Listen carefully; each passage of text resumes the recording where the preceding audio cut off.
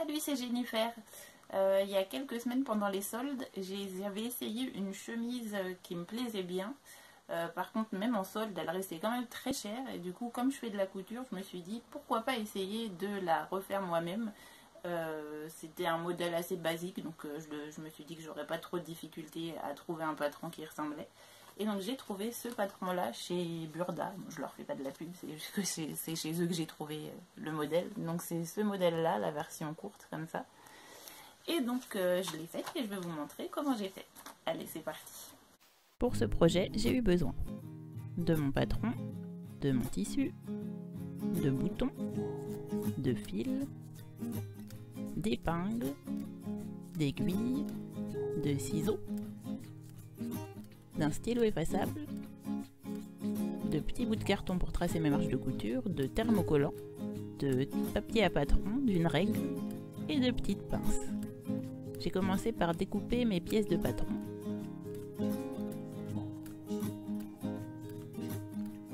Comme je voulais faire le modèle court, j'ai dû replier le patron du dos et des devants au niveau du bas.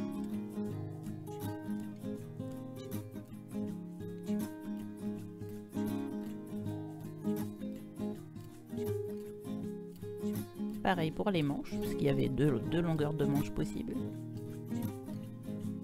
En fait, pour le dos, j'ai trouvé ça trop chiant de replier parce que ça faisait un peu arrondi. Du coup, j'ai décidé de carrément reproduire la forme sur du papier à patron. Donc, je l'ai épinglé. J'ai retracé la forme.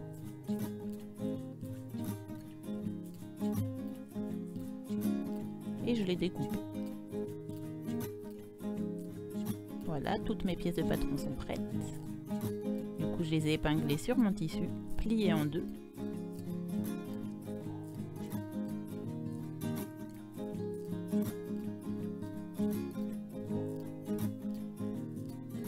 Puis j'ai tracé mes marches de couture à l'aide de mon petit bout de carton qui mesurait 1,5 cm de large. C'est un peu fastidieux, mais je vais toujours comme ça pour mes projets de couture. Et j'ai découpé.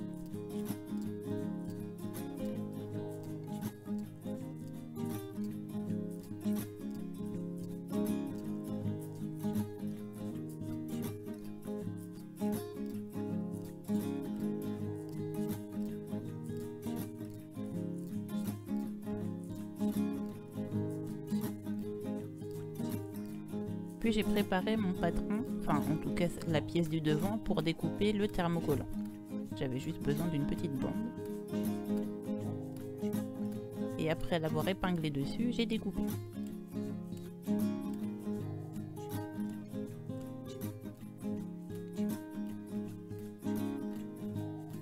C'est tellement fin que c'est vraiment pas pratique à découper. Mes pièces de thermocollant sont prêtes. Je les ai collées sur les pièces de tissu correspondantes. Enfin, je les ai épinglées d'abord.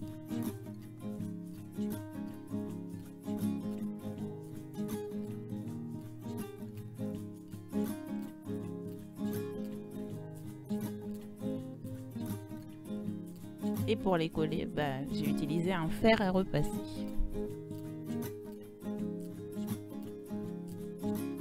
Le papier que vous voyez, c'est le papier qui est fourni avec le thermocollant quand on l'achète. Le papier de soie, ça marche pas, ça colle. Donc c'est impossible à décoller une fois qu'il est collé sur le tissu. Et donc j'ai fait ça avec toutes les pièces qui avaient besoin de thermocollant. Puis j'ai épinglé mes devants et mes dos ensemble.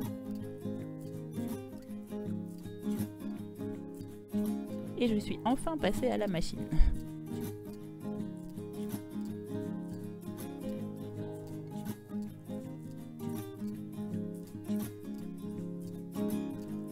Une fois les coutures terminées, j'ai fait un point zigzag sur les bords et j'ai ouvert la couture au fer.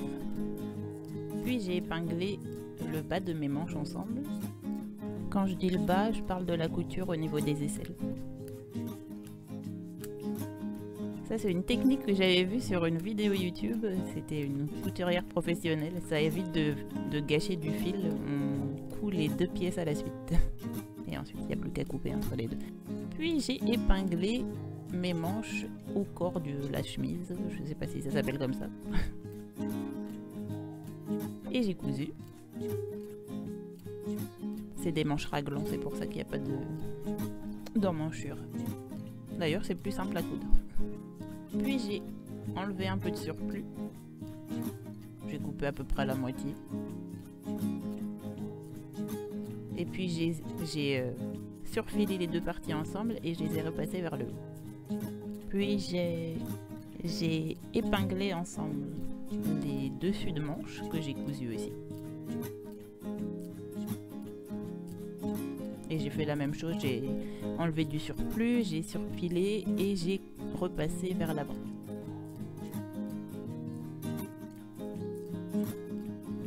Puis j'ai superposé les deux parties du col endroit contre endroit. Je les ai épinglées et je les ai cousus. Enfin, j'ai juste cousu les côtés et le grand bord du haut. J'ai laissé la partie du bas ouverte.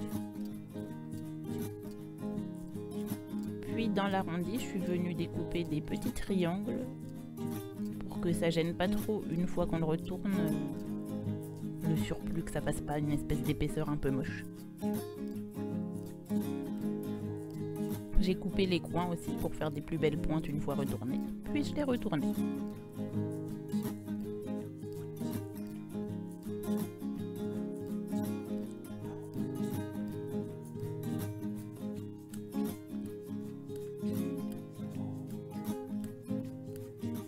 Je l'ai aplati un maximum et j'ai maintenu tous les bords avec des pinces. Puis j'ai repassé pour coller les deux parties ensemble avec le thermocollant à l'intérieur.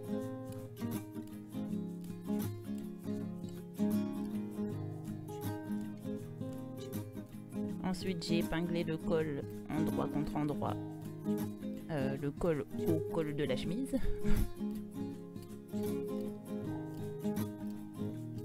J'ai aussi épinglé les parmentures ensemble, les parmentures du devant avec celles du dos.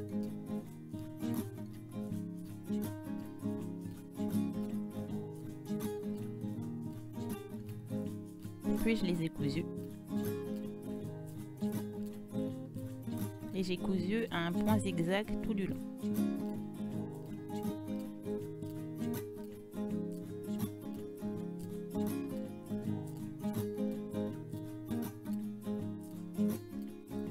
Ensuite, j'ai replié les parmentures de devant.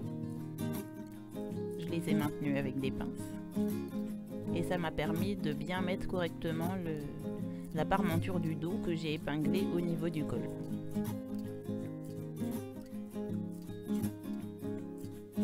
Et j'ai cousu tout ça.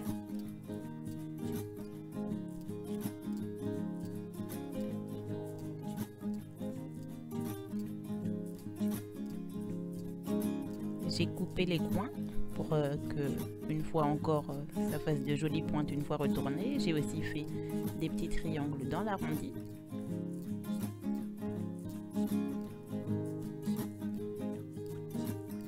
Et puis j'ai retourné les parmentures pour les remettre vers l'intérieur.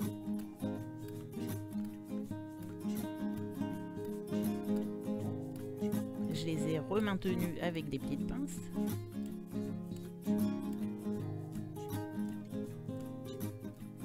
Et en me servant des repères du patron, j'ai tracé la ligne de surpiqûre.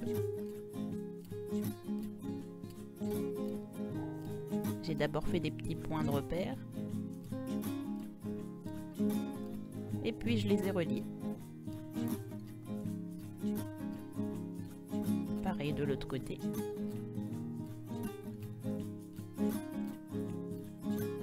Et puis je suis passée au fer dessus pour coller les deux parties ensemble parce que n'oubliez pas, il y a du thermocollant à l'intérieur.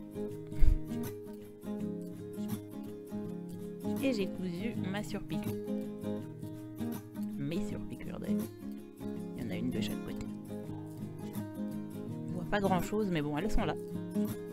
Et ensuite j'ai préparé l'ourlet. Donc j'ai d'abord replié une première fois au niveau de la ligne de couture, enfin de 1,5 cm. Et j'ai replié une deuxième fois pour faire un ourlet un peu plus joli. J'ai maintenu le tout avec des épingles et ensuite j'ai enlevé les épingles, j'ai mis du fil à bâti. Parce que les épingles ça allait gêner au moment de la couture, j'ai fait pareil pour les manches. Et j'ai cousu en essayant d'être vraiment le plus proche possible du bout de l'ourlet, du bord de l'ourlet.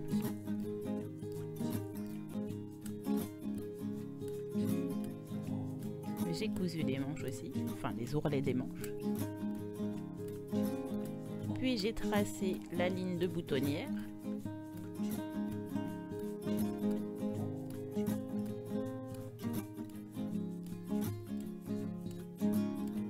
En utilisant les repères sur le patron toujours, j'ai calculé où je devais mettre le bouton du haut. J'ai fait un petit repère des deux côtés. Puis le bouton du bas. Puis j'ai mesuré l'espacement entre les deux repères et j'ai divisé en 6 parce que j'ai 7 boutons en tout.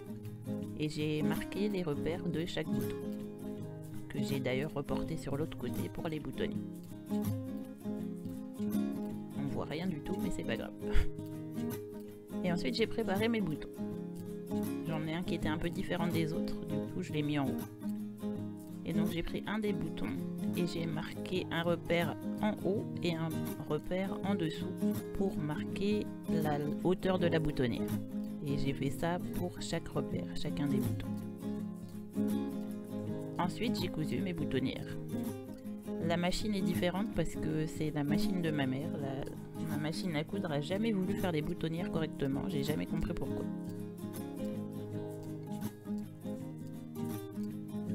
Ensuite, il y a plein de fils qui dépassent, donc c'est un peu chiant. Il faut les cacher. Donc, la technique, c'est on les passe dans les coutures de la boutonnière sur l'envers. Comme ça, ça se voit pas.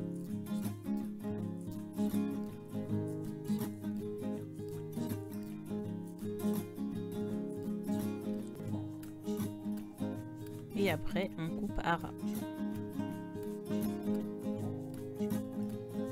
Ensuite, j'ai cousu mes boutons. J'ai doublé le fil. Je voulais pas faire un petit nœud comme on fait d'habitude, donc je l'ai passé au milieu de la boucle. Je sais pas trop comment expliquer. Et ensuite, j'ai cousu le bouton. Donc celui d'en haut, en fait, il a 4 trous. C'est ce que je vous ai dit, il est un peu différent. Donc j'ai passé 2 fois le fil dans chaque trou. Enfin, j'ai fait deux diagonales, pardon. Et ensuite je suis repassée derrière et j'ai fait 2 tours de fil pour bien le tenir, puis je suis repassée sur l'envers et là j'ai fait un nœud pour bien le sécuriser, pour qu'il reste bien en place. Et j'ai fait ça avec tous mes autres boutons, ceux-là ils ont que 2 trous. Et dernière étape, j'ai ouvert les boutonnières avec un découvite. D'ailleurs j'ai oublié de le mettre dans ma liste de matériel.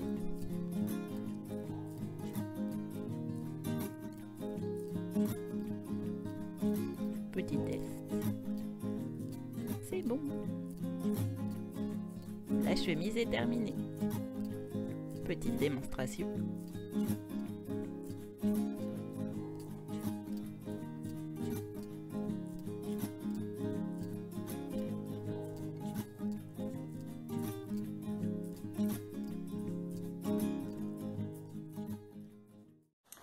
Et voilà.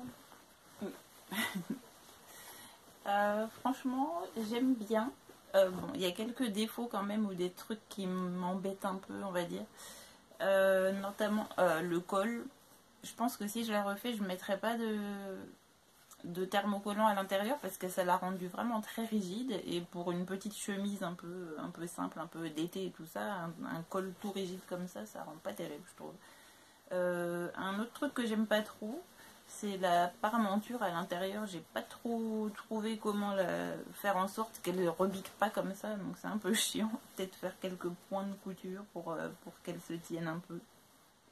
Pourquoi pas. Et ouais, le tissu, à la base, la chemise que j'avais essayée, elle était dans un tissu plus fin que celui-ci. C'était quand même du coton. Mais ça faisait du Vichy blanc et vert et j'ai pas réussi à retrouver ce tissu là. Enfin, j'en ai trouvé du bleu, du jaune, mais jamais la bonne couleur. Et je voulais pas les faire dans ces couleurs là, donc bon.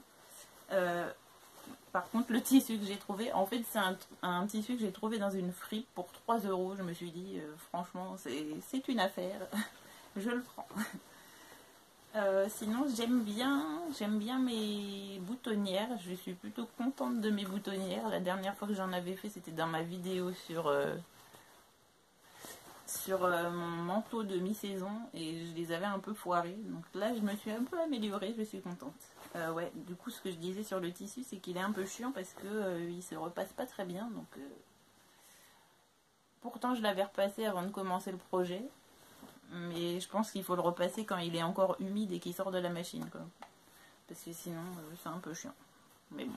Ou alors ça fait un style, je sais pas. Le tissu, style pas repassé. Bon, bref. Sinon, bah, j'aime bien. Peut-être que je rajoutais quelques centimètres quand même en bas, parce que c'est vrai qu'elle est quand même un peu courte. Même si le modèle de base sur le patron était quand même court. Je sais pas, ouais, 1 ou 2 centimètres en plus, ça pourrait être pas mal. Voilà, c'est la fin de cette vidéo. Si ça vous a plu, n'hésitez pas à vous abonner, à laisser un petit commentaire, un petit pouce en l'air. Et moi, je vous dis à bientôt dans une prochaine vidéo.